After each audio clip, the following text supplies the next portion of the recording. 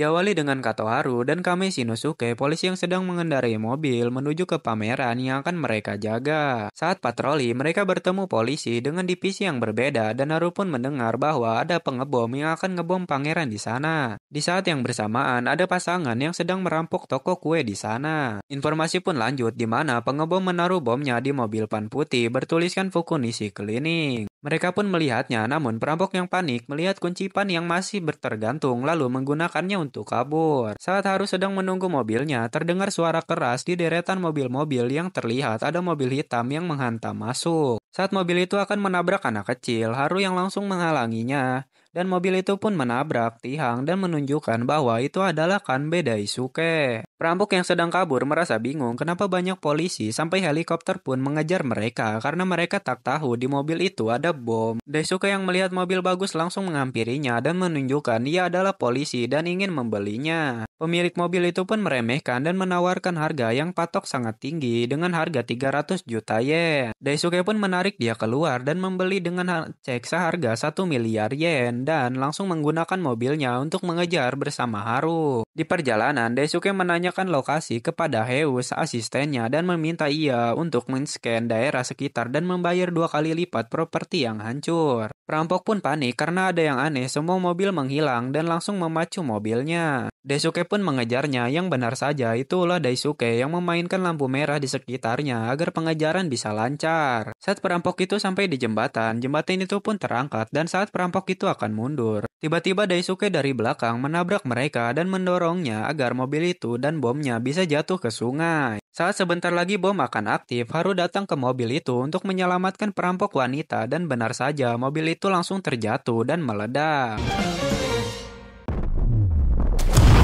Haru yang bergelantungan di jembatan hanya dilihat oleh Daisuke yang tidak menolongnya dan membuat Haru terjatuh ke sungai. Keesokan harinya, saat Haru balik ke kantor, ia pun diberitahu Shinosuke bahwa kerusakan kemarin diganti 2 kali lipat oleh seseorang. Setelah mendengar itu, seseorang pun datang yang benar saja itu adalah Kanbe Daisuke yang sedivisi dengan Haru dan kawan-kawan. Beralih ke Haru dan Daisuke yang sedang menjalani misi bersama melihat 2 orang yang sedang mengamen. Daisuke yang memberinya uang pun membuat mereka senang dan akan pergi, namun Daisuke mengatakan salah satu jenis obat terlarang kepada mereka. Saat di ruang interogasi, Daisuke menggunakan alatnya dan mampu melihat apa saja yang pelaku lakukan, namun tetap ia tidak ingin memberitahu bandarnya siapa. Daisuke pun menanyakan nominal ke pelaku agar ia bisa membeli informasi nama bandarnya. Saat Sasuke menginterogasi, ia menggunakan serangan mental untuk membuat pelaku sedih. Trik itu pun berhasil dan memberitahukan bahwa bandarnya adalah Isejaki Yuta, seorang model di medsos. Haru dan Daisuke pun sudah berada di kediaman Isejaki untuk mengawasinya dan datanglah jurnalis untuk membantu mereka.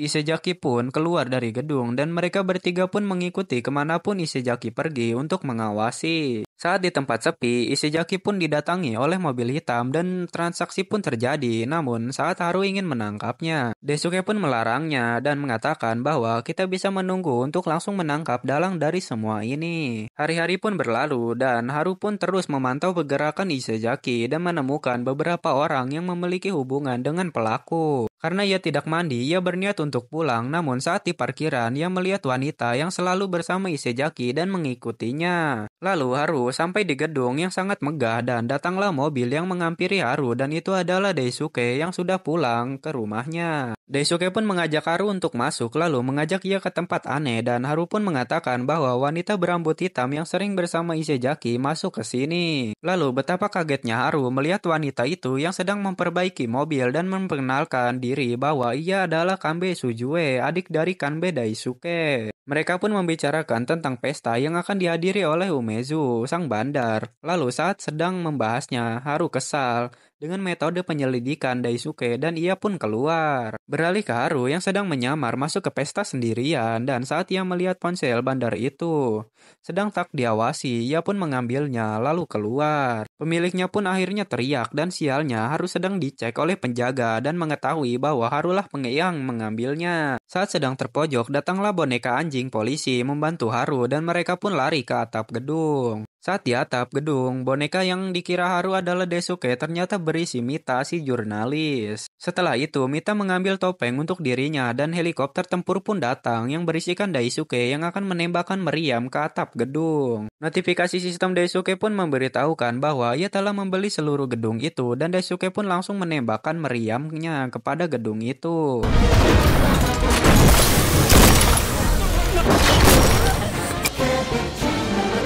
Beralih ke berita yang kepolisian sudah menangkap bandar, lalu Haru dan Daisuke pun berdebat karena Haru tidak setuju menangkap pelaku dengan cara kotor. Lalu Daisuke pun mengatakan bahwa sebelumnya Haru berada di PC-1 dan karena ia salah tembak, ia pun trauma dan enggan untuk memegang senjata api lagi. Lalu Yukihiro pun mengatakan ke Haru bahwa ia akan ditugaskan ke Hong Kong bersama Daisuke. Sepulangnya di Hong Kong, Daisuke pun mendatangi neneknya, lalu neneknya pun meminta agar Haru mengajari Daisuke tentang pekerjaan barunya. Di perjalanan pulang, Haru berbicara dengan anak laki-laki yang sedang depresi karena ia telah gagal masuk ke universitas impiannya. Dan karena ia lapar, Haru pun menawarkan onigiri miliknya. Saat Haru baru keluar dari kereta, ia langsung mendengar peringatan kereta dari petugas dan langsung menghampiri kereta itu. Saat datang di gerbong, Haru pun melihat pemuda yang ia tolong sebelumnya sedang menyandera seorang nenek tua sembari menayangkan live streaming. Saat Haru ingin berbicara, pemuda itu tidak peduli, lalu Haru meninggalkan gerbong dan kebetulan divisi 1 datang dan bertemu dengan Haru. Haru pun disuruh pergi oleh mereka karena ia tidak memiliki izin untuk kasus ini. Dan saat di stasiun, ia kebetulan bertemu dengan Daisuke, lalu mereka pun kembali ke mobil dan mendengar bahwa divisi 1 meminta pasukan khusus untuk menghentikan pelaku. Haru pun meminta berhenti dan berkata bahwa pemuda itu bukan orang yang akan membunuh orang lain. Lalu Daisuke pun memberikan peralatan ke Haru dan mereka pun mendatangi kereta di TKP.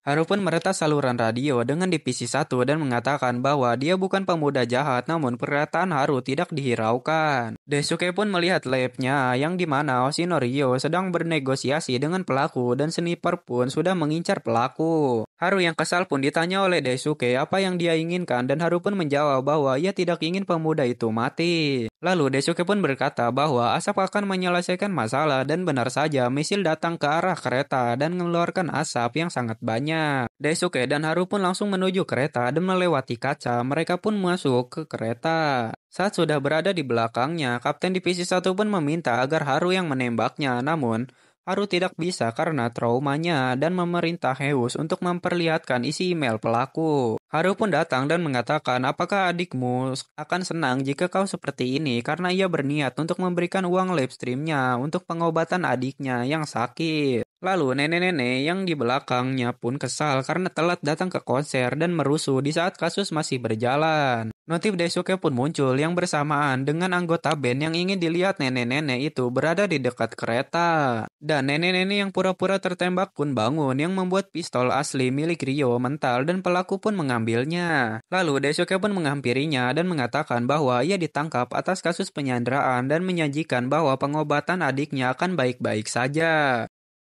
Keesokan harinya, Daisuke yang kesal dengan adiknya pun kabur dari rumah dan secara kebetulan Haru pun menelpon dan meminta bantuan kepada Daisuke. Daisuke pun menuju ke Haru yang diantar dengan pick up oleh pelayannya. Sesampainya di taman, Daisuke bertemu dengan Haru dan diberitahukan bahwa anjing anak ini hilang dan Haru meminta Ai milik Daisuke untuk membantunya. Namun saat ingin menggunakannya, ia pun sadar bahwa ia lupa tidak memakai alatnya dan ponselnya pun tertinggal di mobil dan mengatakan tidak bisa membantunya. Namun anak itu pun menangis dan Daisuke pun bersimpati akan menolongnya. Namun Daisuke tertipu oleh anak itu karena Daisuke berjanji untuk membantunya. Daisuke pun mengatakan bahwa anjing itu mungkin sudah pulang sekarang dan anak itu pun pulang karena ia tidak sadar sedang ditipu balik oleh Daisuke. Mereka pun berjalan bersama untuk mengantar bocah itu pulang. Namun di jalan mereka melihat hewan berbulu putih lewat yang bocil itu kira adalah anjingnya. Namun saat sudah ketemu ia hanyalah kucing milik tetangga. Daisuke pun pulang dan saat Haru ingin mengantar anak itu pulang,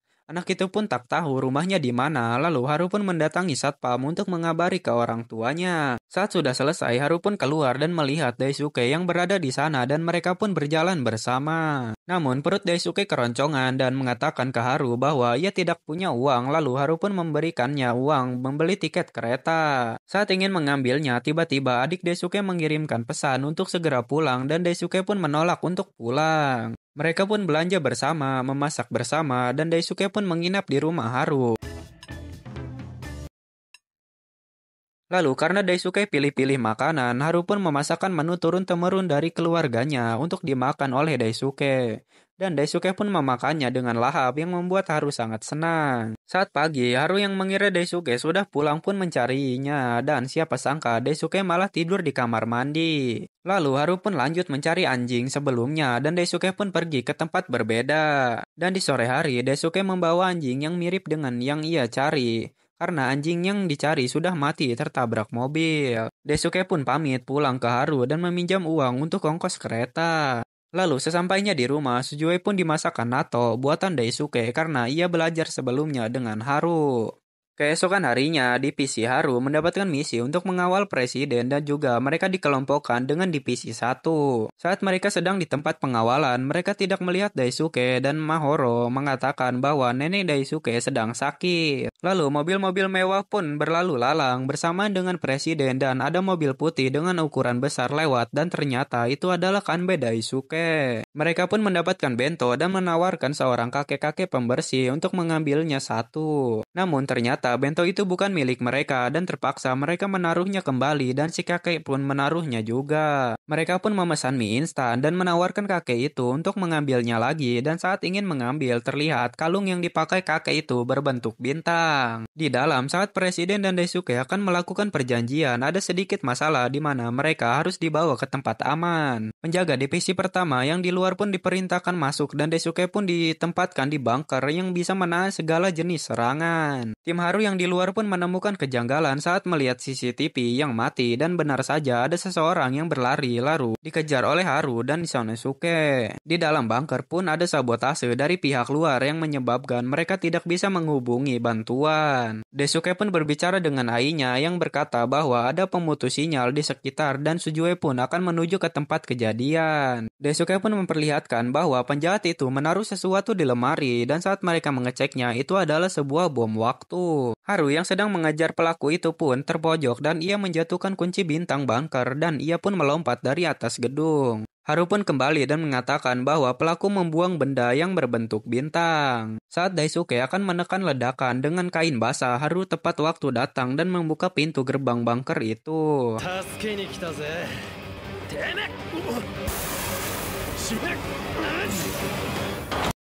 Dan kakek itu pun menjelaskan bahwa ia menduplikat kunci berangkas itu agar ia bisa menggunakan ruangannya. Dan setelah itu juga Sujune baru sampai ke sana dengan keadaan luka karena ia mengalami kecelakaan. Dan Daisuke pun mendengarkan percakapan Sosuke dengan bom yang sebelumnya karena ia ditolak untuk mengakses informasi tentang bomnya. Beralih ke Haru, di ruangan atasannya terkena hukuman karena membiarkan pelaku mengakhiri hidupnya dan tidak ikut membantu apapun kemarin. Lalu Haru dan Sasuke pun bersama membahas tentang bom gas kemarin yang ditutup-tutupi oleh atasan dan ada kaitannya dengan perusahaan yang bernama Mizo Futures Technology. Dan ada kaitannya dengan kasus lama yang diselidiki oleh Sasuke dulu meminta agar Haru bisa membantunya. Skin pun beralih di mana Chosuke dan Haru menemui wanita yang bekerja di perusahaan dan menunjukkan gambar pemancar sinyal kepadanya. Namun ia tidak ingin menjawabnya dan menyarankan untuk langsung bertanya ke perusahaan. Mereka berdua pun meninggalkannya dan terlihat ada robot kecil milik Daisuke yang akan memata-matai mobil itu. Saat wanita itu mengendarai mobilnya, tiba-tiba ia tidak bisa mengendalikan mobilnya dan Daisuke pun mengejar mobil itu. Setelah mobilnya menabrak seseorang hingga tewas, Daisuke pun menangkapnya. Lalu di kantor, Daisuke menginterogasinya dan Chosuke pun tahu bahwa perusahaan wanita itu memiliki hubungan dengan perusahaan Kanbei Group. Daisuke pun menanyakan berbagai hal kepada wanita itu, namun ia selalu menjawab tidak tahu sampai Daisuke melihat isi laptopnya. Daisuke pun memerintahkan untuk membuka semua file, lalu menutup file dan menunjukkan file mana saja yang tidak terbuka. Lalu ada 3 file yang memiliki sandi dan saat Daisuke memerintahkan untuk membukanya, lagi-lagi ia ditolak untuk mengaksesnya. Haru yang dipanggil oleh Ryo pun mengikutinya menemui atasan dan mencurigai bahwa mobil yang bergerak cepat sebelumnya dikendalikan oleh Daisuke. Lalu Haru pun menemui Daisuke dan membicarakannya, namun Daisuke malah memperingatkan Haru untuk tidak menangani kasus ini terlalu dalam. Chosuke pun memberitahu pelaku untuk keluar dan Daisuke pun masih mengikutinya dan saat adiknya menanyakan tentang wanita itu, akses ia pun sama-sama ditolak. Lalu karena Chosuke berbohong, ia malah membawanya ke ruangan dan sedikit mengancam dengan menunjukkan keluarga pelaku. Saat wanita itu akan mengatakannya, ia meminta izin untuk menelpon atasannya. Namun, ia duluan dijemput oleh pengacaranya dan saat ia sedang berada di mobil, mobil itu pun mengalami lonjakan energi yang membuat mobilnya meledak. Haru pun menanyakan ke ketuanya dan menunjukkan loker Chosuke tentang kasus pembunuhan Sayuri Kambe. Flashback Chosuke pun ditunjukkan di mana ia dan juga asistennya menyelidiki kasus Sayuri Kanbe dengan menghalalkan segala cara. Ia mendatangi kediaman Kanbe dan menanyakan tentang suaminya Kanbe Shigemaru ke ibunya, namun ia menjawab tidak tahu. Saat Chosuke ingin ke toilet, ia pun mencuri album milik keluarga Kanbe. Dan saat ada seorang saksi di TKP diinterogasi, saksi itu pun menunjuk pelaku yang ada di foto yang ternyata itu adalah Shigemaru. Chosuke pun keliling kota untuk menanyakan ke orang-orang apakah pernah melihat orang ini. Lalu di kantor, saat Chosuke melihat foto keluarga Kanbe, di belakang foto itu terselip kunci loker yang memiliki logo sama dengan kode yang ada di kasus sebelumnya. Saat Chosuke membicarakannya tentang kunci itu kepada Yukihiro, ia pun memperingatkan untuk tidak terlalu mendalami kasusnya karena terlalu berbahaya. Keesokan harinya, asisten Chosuke sudah menemukan lokernya dan Chosuke pun dikabarkan bahwa Shigemaru sudah mengakhiri hidupnya. Lalu saat ingin mengecek lokernya, kunci yang disimpan di lemari pun hilang entah kemana. Lalu investigasi tentang kasus pun dicabut oleh atasan dengan berbagai misteri yang belum terpecahkan.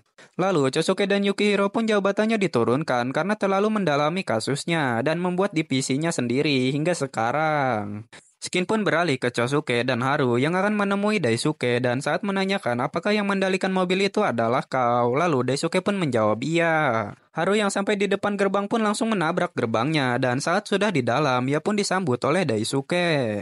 Lalu saat Haru menanyakan tentang apa yang ia kerjakan, Daisuke pun menjawab bahwa ia sedang menyelidiki kasus pembunuhan ibunya 19 tahun yang lalu. Beralih ke Tatsuhiro yang memasuki mobilnya, lalu mobilnya mengeluarkan asap dan membuatnya tertidur. Ia pun bermimpi tentang pembunuhan dan kasus lama juga kunci yang loker yang sebelumnya ditemukan Chosuke. Lalu ia pun terbangun di tempat Daisuke dan sedang diperlihatkan mimpi buatan dan menunjukkan bahwa ia menelpon seorang direktur. Keesokan harinya, penyelidikan pun berlanjut dari mulai Chosuke yang mengunjungi Katsuhiro, Haru yang membaca dokumen-dokumen tentang laboratorium milik Kanbe Group, dan Daisuke yang akses untuk menanyakan hal-hal tentang ayah dan ibunya yang masih tertolak. Lalu Daisuke pun menanyakan zat adolium kepada neneknya, namun sama saja neneknya juga menutup mulutnya. Lalu Sujue pun mengajak Daisuke ke kamarnya dan menyelimuti seluruh tubuhnya. Lalu mengatakan bahwa AI itu sedang menghapus seluruh pencarian tentang kasusnya dan mengawasi pergerakan bibir dan suara mereka. Lalu saat mereka keluar, mereka bertemu Haru dan ingin menanyakan tentang apa yang tertulis di kertas ini. Lalu Daisuke pun meminta untuk ngezoom foto itu ke belakang dan terlihat logo yang pernah dikunjungi oleh Daisuke dulu. Chosuke pun dipanggil dan memberitahunya bahwa mereka telah menemukan laboratorium ketiga milik ayahnya. Lalu Katsuhiro yang terlihat ketakutan meminta agar keamanan di ruangan ini ditingkatkan dan Chosuke pun meminta agar keamanannya dilemahkan karena ia ingin tahu siapa yang akan membuat kerusuhan. Lalu Sujue pun menunjukkan pintu rahasia bila mana terjadi apa-apa dengan mereka. Beralih ke Daisuke dan Haru yang akan menuju ke laboratorium ketiga milik ayahnya yang dipandu oleh Sujue. Dan Daisuke pun meminta agar Haru bisa mengalihkan perhatian agar Daisuke bisa lebih leluasa untuk memasuki lab. Haru pun dibantu oleh Sujue dan tas yang diberikan Daisuke pun mengeluarkan misil yang membuat ledakan besar dan Haru pun dikejar-kejar oleh penjaga. Lalu Sujue pun mengatakan bahwa ada penyusup di kediaman Kanbe dan ia mengakses pintu-pintu menggunakan suaranya. Yang sebenarnya tidak ada seorang pun yang bisa mengaksesnya kecuali super user. Dan benar saja nama pengaksesnya pun keluar dan itu adalah Shigemaru Kanbe yang diduga sebelumnya sudah meninggal. Lalu pelaku pun sampai di ruangan Chosuke dan Katsuhiro namun bukannya melarikan diri. Mereka memilih untuk bertarung melawannya berdua sebagai polisi. Skin pun beralih ke Sujue yang baru sadar di rumah sakit dan menunjukkan bahwa Chosuke dan asistennya kalah oleh pelaku.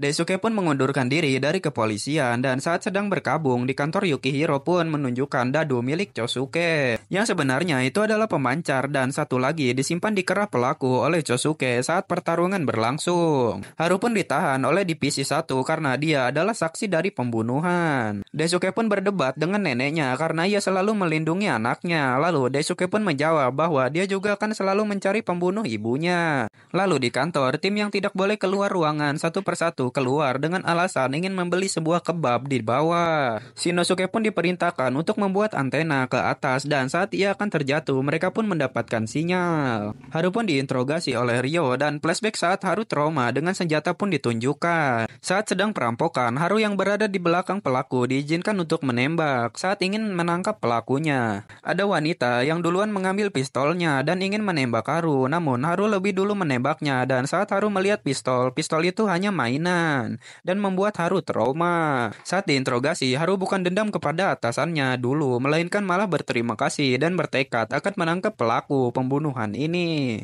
Daisuke yang akan masuk ke mobilnya pun dijebak, namun Daisuke tahu bahwa itu hanyalah jebakan. Lalu yang memasang jebakan itu adalah Franz Weinski dan Thomas Matheson, seorang penjual senjata internasional. Teppei pun menemukan bahwa itu adalah suara kapal dan ia melaporkan itu kepada Haru yang langsung menuju ke sana. Namun saat menelpon, tiba-tiba ada hacking yang menyuruh pengguna untuk memutar handphonenya dan akan memenangkan uang sebanyak 100.000 yen.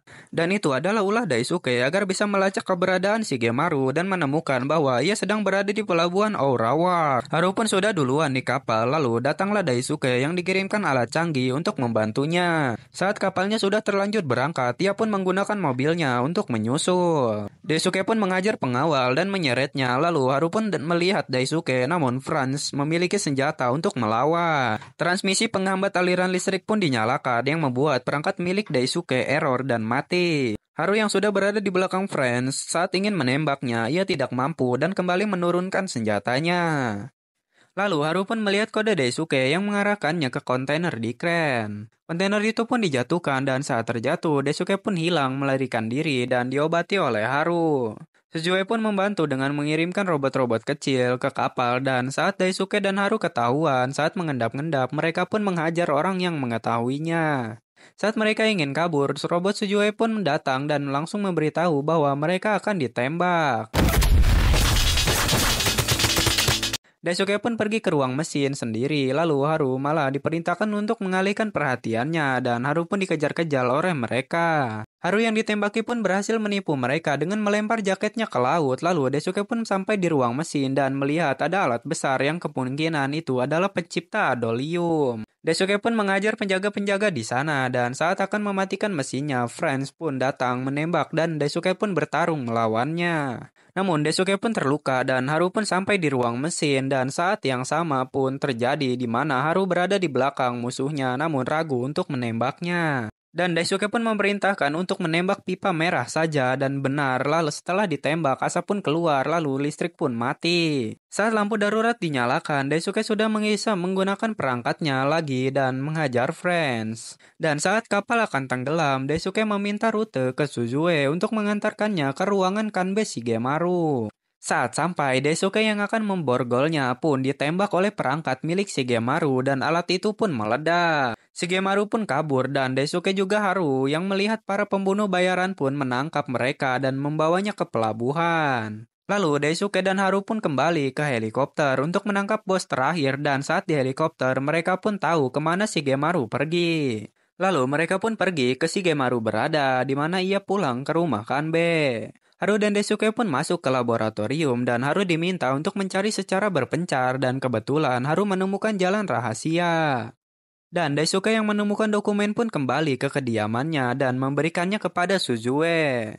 Lalu mereka pun bertemu dengan Shigemaru dan Daisuke tahu bahwa Shigemaru itu kidal dan benar saja ia adalah pelayan yang menyamar menjadi Shigemaru. Lalu neneknya pun datang dan Daisuke mengetahui bahwa dalang dibalik semua ini adalah neneknya sendiri. Dan plot twistnya, pelayan yang sebelumnya diperintahkan oleh si nenek untuk membunuh Sayuri. Lalu Shigemaru pun sampai di apartemen dan shock melihat Sayuri yang sudah tak bernyawa dan di belakang Daisuke malah mengira ayahnya lah yang membunuhnya. Lalu pelayan pun bertemu dengan Haru dan saat Haru akan memborgolnya, ia pun melawan. Beralih ke Daisuke yang mengatakan bahwa ibunya dibunuh karena ingin menyebarkan informasi adolium ke masyarakat. Namun nenek berkata bahwa adolium itu adalah hal yang berbahaya, ia bisa menjadi sumber energi yang tak terbatas dan bisa juga menjadi alat pemusnah manusia. Dan Haru pun berhasil mengalahkan pelayan walau kakinya tertembak sebelah. Saat Sujue akan mengirimnya, Daisuke pun ragu dan Haru pun datang dengan sempoyongan dan tidak sengaja memencet tombol kirim. Daisuke yang mengetahuinya tertawa dan mengucapkan terima kasih kepada Haru. 2 minggu kemudian, Haru yang baru saja sembuh keluar dari rumah sakit dan dijemput oleh Daisuke. Mereka pun pergi ke pantai, lalu Haru pun memanggil Daisuke inspektur dan memberikan rencananya yang sebelumnya ia berikan ke Haru, lalu Daisuke pun mengambilnya.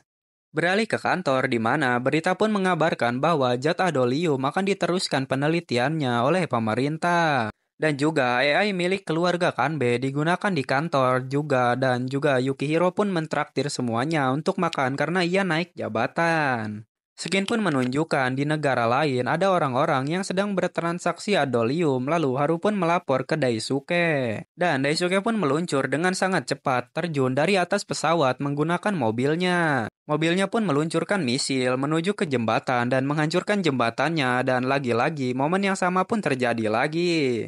Dan Daisuke pun mengulurkan tangannya lalu tersenyum dan mengangkat tangannya lagi. Dan Haru pun terjatuh dari jembatan sekaligus mengakhiri anime ini. Itulah tadi alur cerita dari anime yang berjudul Fugo Keiji Balance Unlimited. Terima kasih buat kalian yang sudah nonton sampai habis. And see you next video. Bye.